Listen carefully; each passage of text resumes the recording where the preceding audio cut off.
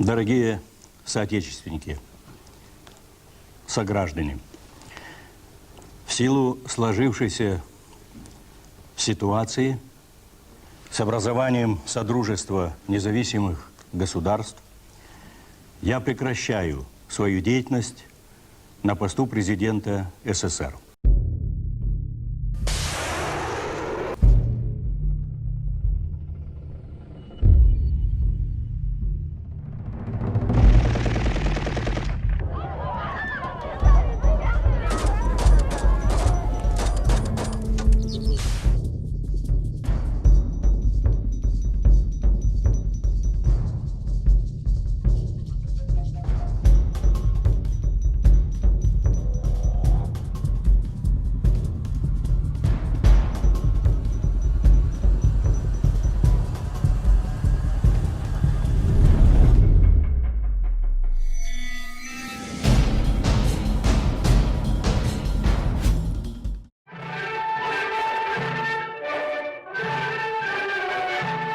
Another reason for the Nagorno-Karabakh conflict between Azerbaijan and Armenia is economic interests that are important as political motives. During the former Soviet Union, Nagorno-Karabakh ranked fourth among Azerbaijan's economic regions for the composition and development of industrial enterprises. The economic significance of Nagorno-Karabakh for Azerbaijan that gained new independence was great for natural resources, infrastructure, and geography.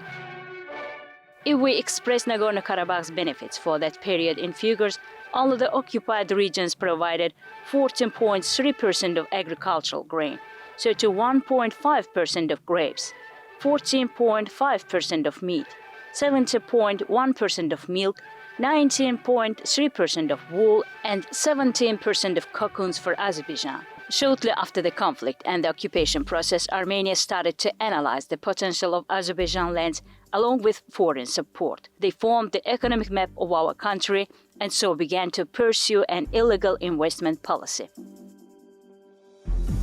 We can classify Armenia's illegal activities in certain categories and certain types. First, Armenia illegally exploits natural resources of Azerbaijan in the occupied territories. And exploitation of the natural resources of Azerbaijan in itself contributes to the prolongation of the conflict. Because in the early days of the conflict, Armenian warlords, which became the presidents and prime ministers of Armenia, like Robert Kocharian and Serge Sargsyan and some others, gained a lot of money, or obtained a lot of money as a result of his illegal activities, especially in the mining industry. Gold, copper, silver, some other mines of Azerbaijan are extensively exploited by Armenia. And the second sphere is in agriculture.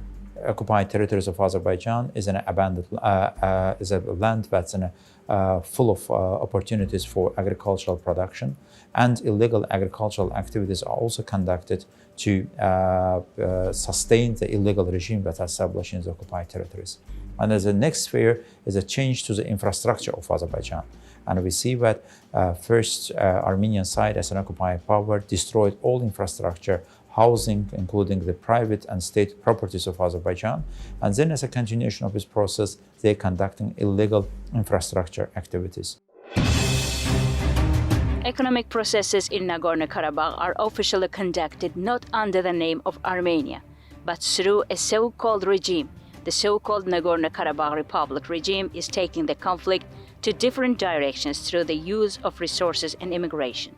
Thus, the international legal acts accepted by the Geneva Conference are violated by demographic change. The policy of resettlement to Nagorno-Karabakh from Syria and Lebanon, as well as from Armenia, under the name of a local resident continues. In particular, another reason for resettlement to Khankendi is to create cheap labor for international companies. I think the primary major power brokers in the Nagorno-Karabakh are France, Russia, Lebanon, and Iran, particularly because there's a lot of Armenian minorities there that are assuming some important positions. This is probably the reason that they want to operate in this region. And the futuristic goal here is to push out Azerbaijani minorities from the region and establish their own base in the coming months and years to make for themselves a front where they can use as a sovereign part of their country. Before 1830, the Armenian population was around about 10% of Karabakh, but it grew to around 35% by the 1830s and around 55% actually by the turn of the century, between the 19th and 20th century. So essentially, I think one Russian historian estimated that of the 1.3 million Armenians that were in the area around Yerevan, Karabakh, etc., in 1900, only 300,000 had been original inhabitants. The rest had been essentially been resettled by Russia and concentrated to form a type of buffer against who they thought were hostile powers to the south and to the west, Turkey and Iran. With the separatist regime, Armenia has prepared a plan of special proposal for foreign companies in the occupied territories of Azerbaijan through violating international laws. These plans are considered suitable for economic operations in the occupied rich territories of Azerbaijan. As a result, these corporations become shareholders in the damage caused to Azerbaijan. These types of cases are specially registered by Azerbaijan. Karabakh Telecom. French companies have established telecommunications and communications of Nagorno-Karabakh. This is mainly assessed as the strength of the Armenian lobby and areas that are managed by Armenian businessmen. Nagorno-Karabakh Armenians, they try to become sister cities with certain cities in France. They tried to do that, and in certain cases, a few years ago, they succeeded in that. But later, when the French court started case on these issues, it was clear that none of the French cities had right to do such activity. They had no right to establish contacts with the cities in Nagorno-Karabakh. If there is no authorization from Azerbaijan authorities, there is no other public agency or government representative can have any contact with the entities in Nagorno-Karabakh. If they want certain activity, they want to have their business established in Nagorno-Karabakh, they have to understand that this territory is under Azerbaijani jurisdiction, and they have to deal with the Azerbaijan authorities first.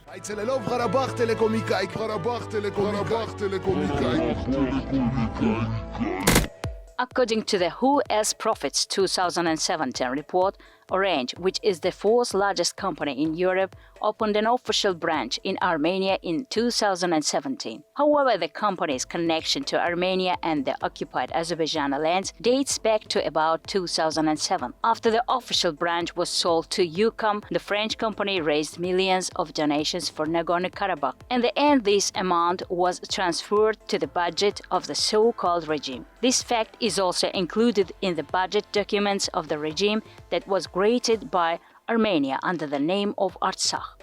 Orange's activities in Nagorno-Karabakh are linked to an agreement with Karabakh Telecom. Under the terms of the agreement, the company provides illegal roaming services in the occupied Azerbaijani territory. In addition, the French company has set special discount packets for people who travel to Karabakh and the soldiers there. Orange, a telecommunications company with approximately 100,000 employees worldwide, made voluntary money transfer to the Al Armenian Foundation directly and through the Fountain Company. The collected donations were spent to the construction of new settlements in Nagorno-Karabakh.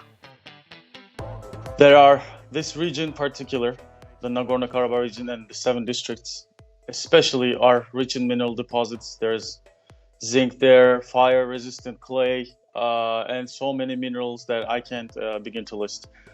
And when we think of Karabakh, the first company that comes to mind is the Orange company that is providing services to the Karabakh Telecom, which is an interesting case actually because the company owner is in France And France is internationally trying to also push their agenda in the occupied territory, which they shouldn't be. There are multiple companies operating in the Nagorno-Karabakh region that are not specifically reporting to Azerbaijan authorities. And even so, there has been so many missing cases of taxes, or maybe I should say tax evasion, because what they're doing is reporting something that hasn't any foundation or basis. So they can't be doing that in an internationally recognized area that officially belongs to Azerbaijan based on the UN resolutions.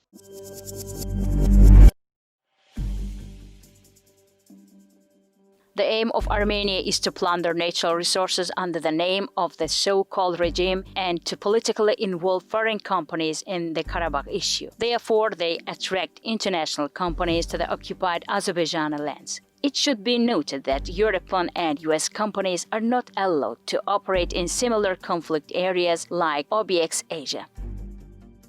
With issue with the EU countries, but there is a special sanctions regime with regard to other occupied territories in post-Soviet space. It should be like Abkhazia, South Ossetia, Transnistria, and some other places.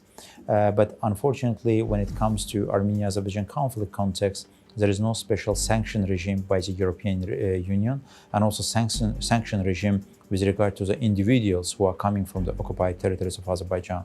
It also causes for the concern and the disappointment of Azerbaijan that representatives of so-called illegal regime in the occupied territories of Azerbaijan are visiting EU countries, and they're also obtaining EU visas, Schengen visas for making such visit. And in our registry, we also have EU companies that are also illegally operating in the occupied territories. In the meantime, we see that falsifying the labels of the productions that they produced in the occupied territories of Azerbaijan are ending up in some EU countries' markets. But also yet another concern. We are raising this issue with the European Union. According to the latest information that European Union's trade institutions made a warning to EU companies that their further actions in the occupied territories of Azerbaijan. There is obviously a 2016 Human Rights Council resolution, I think it's 3136, that prohibits economic activity in relation to illegal settlements. So I think the UN decided to construct databases of companies that were illegally operating in occupied territories. And I presume that this is the main mechanism in international law against these types of activities.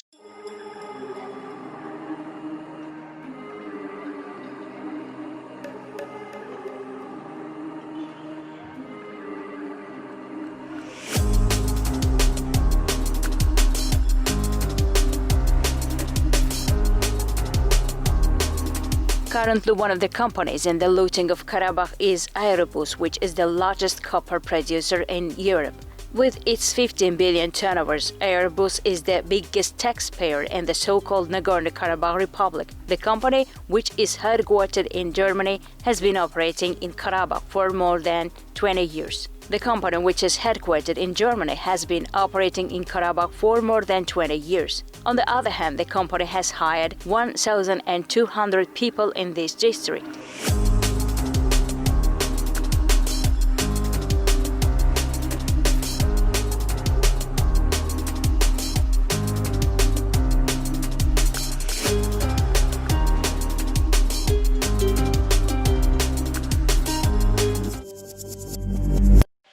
The question, if Nagorno-Karabakh is an ancient Armenian territory, why does not it have the ancient Armenian name for the capital? Because the ancient name for the capital is Khan Kandi, the village of the Khan. And the Stepanakert, because Shaumian's name was Stepan, Kert means city. Is that right, in Armenian? Stepanakert was named in the name of that Bolshevik. So that once again proves that there was no Armenian historical legacy on those territories. And coming back to from where I began, this historical issue is important for understanding how the conflict should be resolved. The plundering of the occupied lands and the sale of their wealth abroad brings more income to Armenia. For example, Karabakh Agenda, founded by Sevak Khachaturian, has sold $1 billion worth of historical artifacts and carpets in recent years. There is infringement of the intellectual property rights, namely the carpets that made based on the techniques and the ornaments of the Karabakh school of carpet weaving. We see that Armenian side is trying to present carpet making as if their own heritage. It of course deserves I would say irony, as we all know that this carpet making always was a part of our cultural heritage and traditions. But we understand that Armenia is pursuing its policy of misappropriation of heritage of the neighboring countries, and including Azerbaijan and Turkey, and this carpet making is one of them. And we always face this issue in UNESCO when we have observed the attempts to present the certain elements of our heritage and traditions as it is Armenian one. We made this possible to promote the carpet making and carpet weaving traditions on international level. You know, Armenia has always tried to be a sort of homogeneous society. I actually recently started thinking that Armenia reminds me a little bit of a tribal nation. It hasn't actually tried to incorporate different cultures, different pursuits, different peoples within its nation. It's tried to be very exclusive and homogeneous. And I think, you know, your question about the carpets is exactly like this. Armenians don't seem to be able to understand that, you know, human civilizations, human cultures are actually many things. You know, Armenia is not the best people and place in the world, and has not contributed more to civilization and Christianity than any other people. And their exaggerated historical claims and claims towards culture are, you know, frankly laughable. And people in the West would see it like this.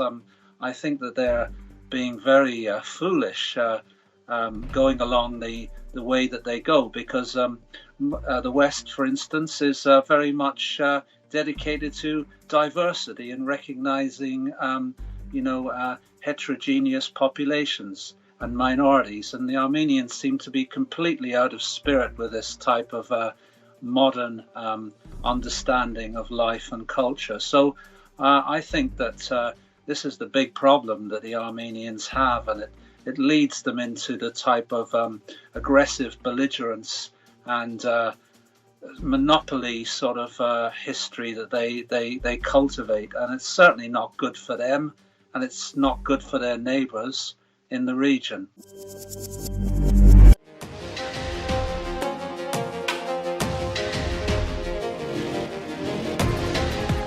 Russian companies have participated in infrastructure projects related to Nagorno-Karabakh. According to an investigation by the magazine Secret Company, the construction of roads and airports in this district was carried out by Russia. Russia has had a treaty with Armenia. They are both parts of the CSTO, and also there's a large Russian military base, Air Force base at Gyumri, and I think there's a lease there that goes to about 2044, and tied to this is a large amount of loans. I think something a region about $200 million per year to Armenia. So this region is really a very important place for Russia.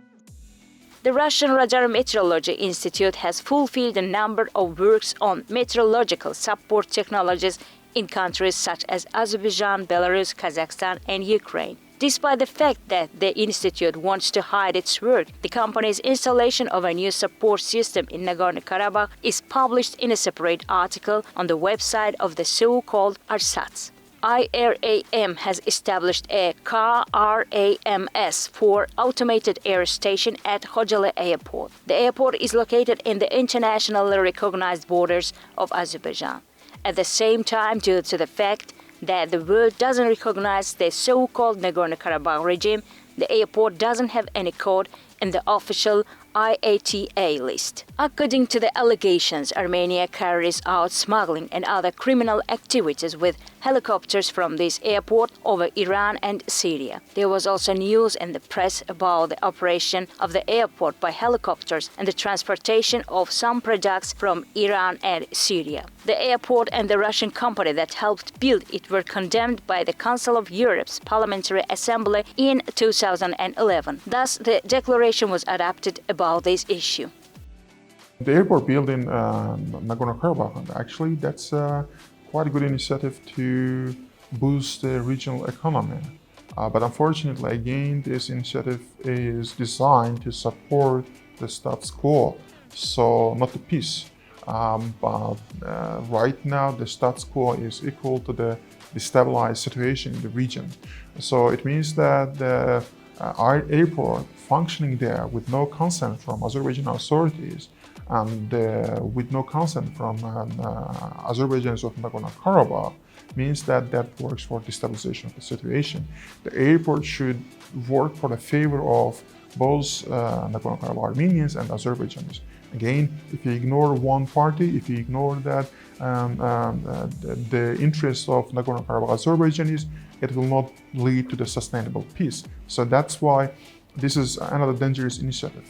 If you support the destabilized situation by building certain economic entities, airports, you are supporting the destabilized situation. Taking interests of Nagorno-Karabakh Azerbaijan into account, there is no possibility that this airport can function.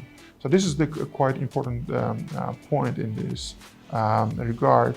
Azerbaijan showed that it can block all economic incentives that is not in favor of the Nagorno-Karabakh Azerbaijanis and not in the favor of the sustainable peace in the region.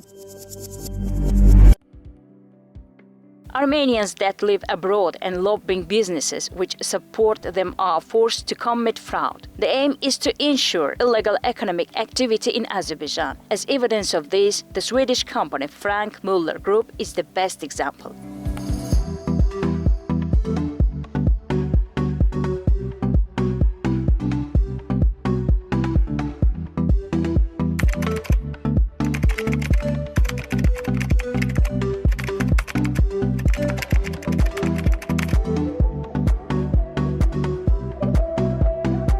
Vartan Sirmakes, who was born in 1956 to an Armenian jeweler family, invests almost all his wealth in Nagorno-Karabakh. He is mainly engaged in various types of business, such as luxury watches and fishing. He also deceived his partner Frank Muller, who created a watch brand used by people like Elton John, 50 Cent, Demi Moore, Jose Mourinho. Sirmakes was engaged in business in a conflict zone like Nagorno-Karabakh, and he hid it from his partner. As a result, Frank Muller sued Sirmakes, but Sirmakes avoided punishment by pretending to the court that his partner was a drug addict. At the same time, Sirmakes exploits Azerbaijan's natural resources in Nagorno-Karabakh, such as gold mines and trees for production of luxury watches. Law enforcement agencies and prosecutor office of Azerbaijan opened a criminal file against Vartan Sirmakes.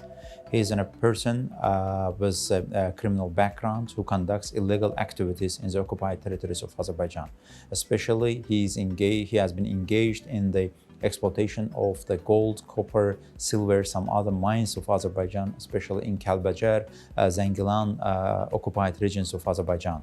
And he also, through the back channels, via the money laundering mechanisms, takes with money to the bank systems of some European countries. That's also yet another concern that we have seriously delivered to the attention of some European countries, including the countries from where he comes and he has a citizenship of that particular country. We also ask for the legal assistance by this particular country that his illegal activities should be further investigated. And he is also owner of the company that produces luxury watches, Frank Muller company.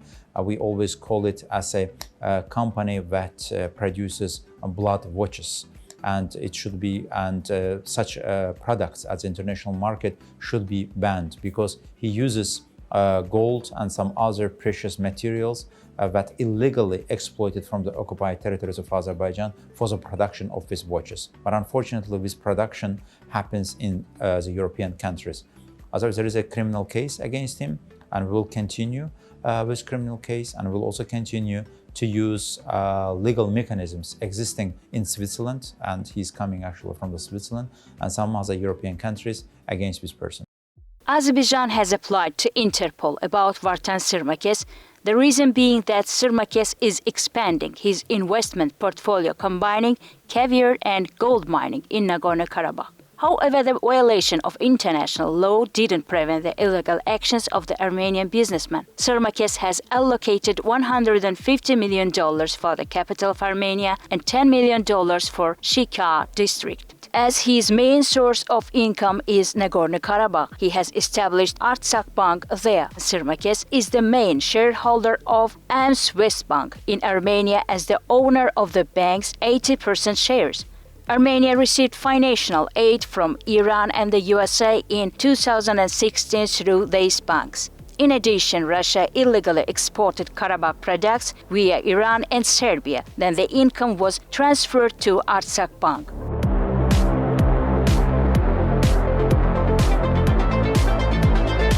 According to the investigation of Russia's secret company magazine, the production of agricultural products increased in Nagorno-Karabakh. The total value of agricultural products in the occupied lands is currently $120 million. German and Czech companies invested $200 million in this direction. Ready products are exported abroad under the name of Made in Artsakh through Iran and Russia.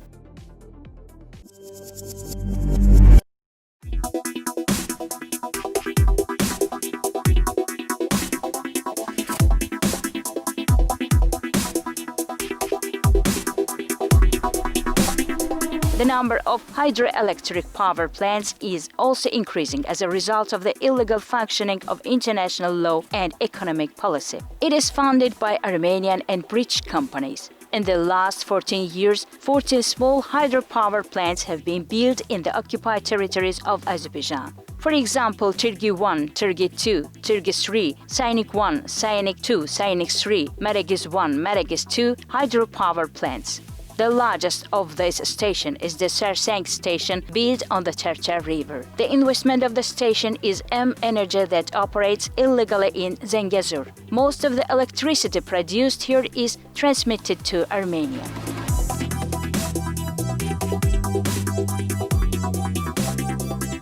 Armenian Valery Melumyan have established an ore refining company called Base Metals and another gold mining company on different dates. The annual income of these companies is more than $20 million. Financing through British companies in Nagorno-Karabakh is not accidental.